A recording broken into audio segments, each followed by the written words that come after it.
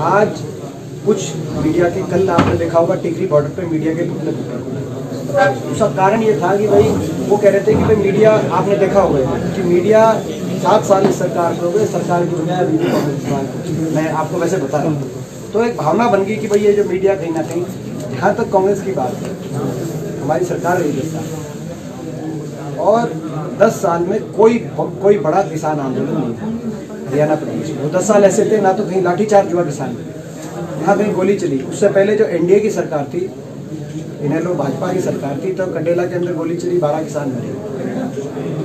उससे पहले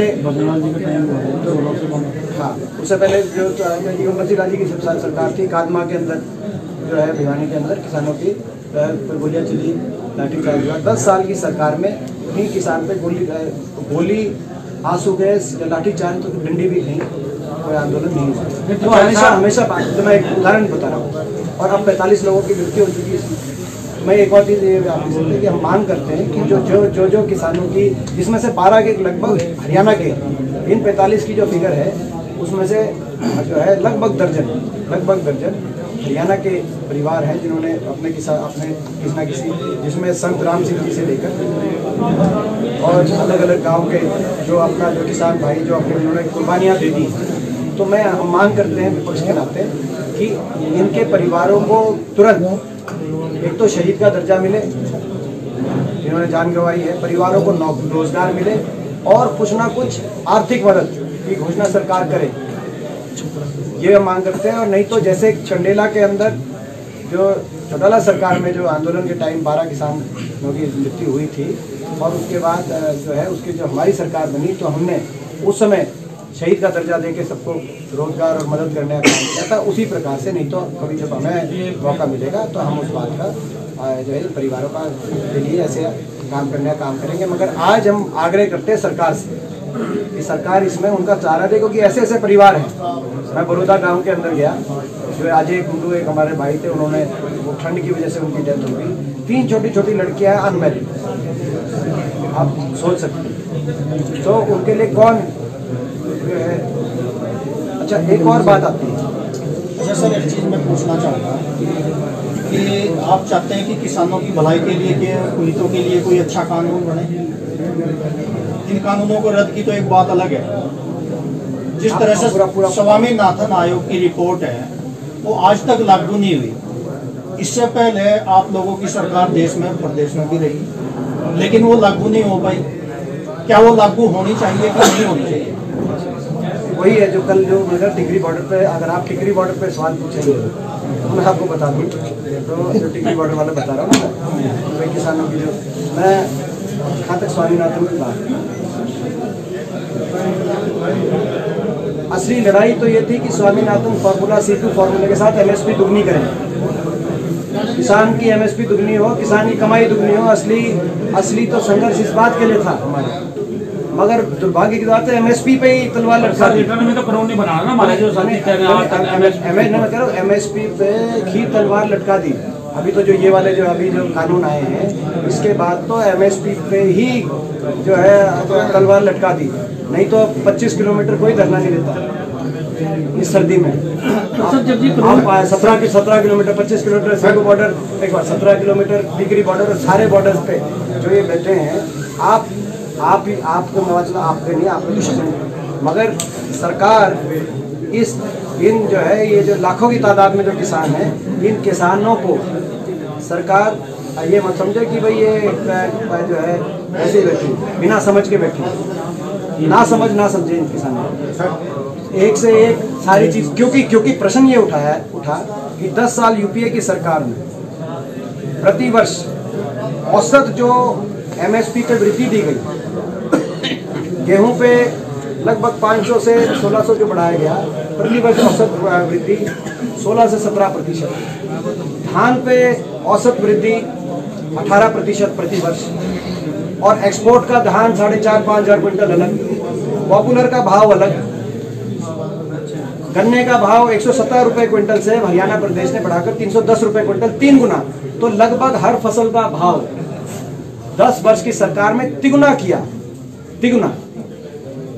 चाहे वो गेहूं हो, चाहे धान हो, चाहे गन्ना हो, चाहे बाजरा हो, चाहे नरमा हो, चाहे वो कॉटन हो, वो पॉपुलर और एक्सपोर्ट का धान का भाव कितना मिला वो भी आप किसान से पूछो। आप किसानों से पूछो, सवाल आपने क्या जवाब मैं दूंगा, सवाल आपने क्या जवाब मैं दूंगा। देश के किसान को इतना गुस्सा इसीलिए है कि उस टाइम तो कहा भी नहीं था कि दुगना करेंगे मगर तिगना करा।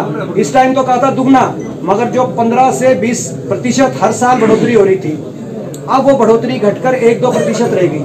हर साल 1-2% की बढ़ोतरी करते हैं न्यूनतम समर्थन मूल्य में। मैं आपसे पूछता हूँ, आप कौन से अखबार से? जमाना टीवी चैनल है तो जमाना।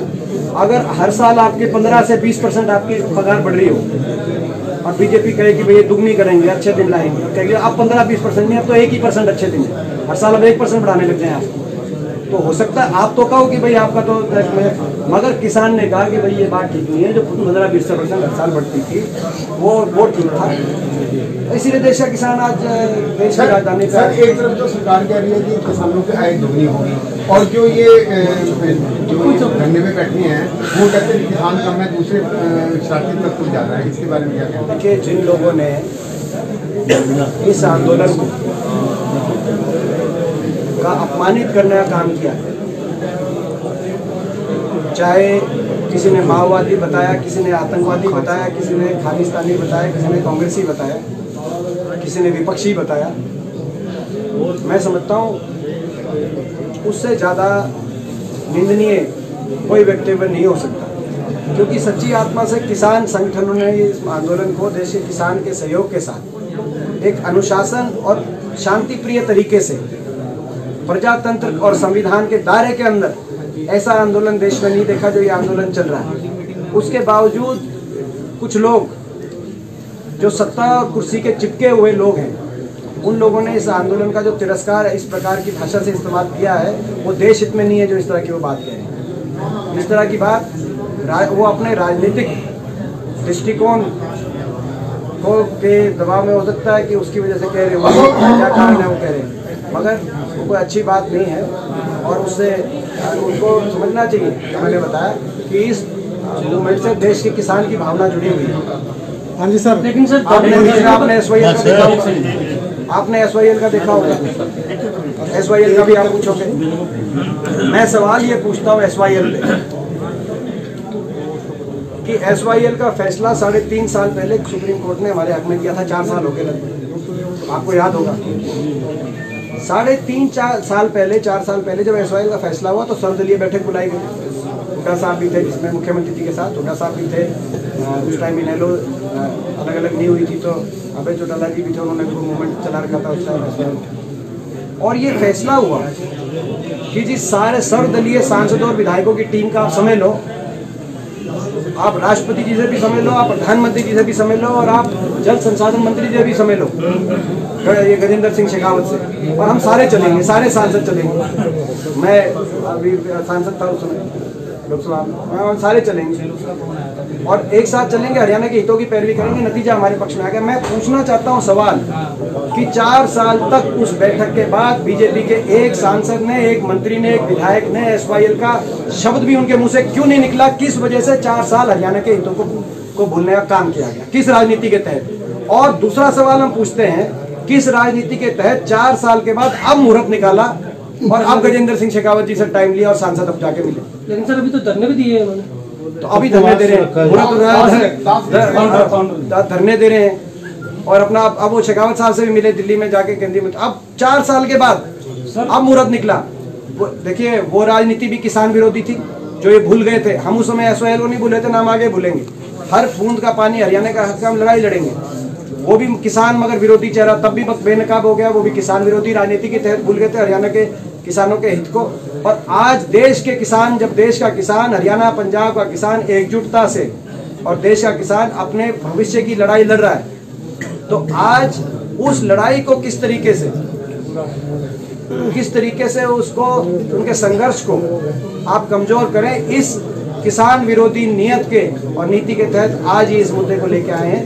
तो आप बीजेपी का किसान विरोधी चेहरा हरियाणा के किसानों के सामने बुरी तरह से बेनकाब हो गया। आने वाले समय में बीजेपी और जेजेपी पार्टी अगर अभी भी नहीं जागे तो आने वाले समय देश का किसान और हरियाणा का किसान, 36 बिरादरी के हरियाणा के किसान भाजपा को जो है जजपा को इसका खामियाजा भुगतना पड़ेगा।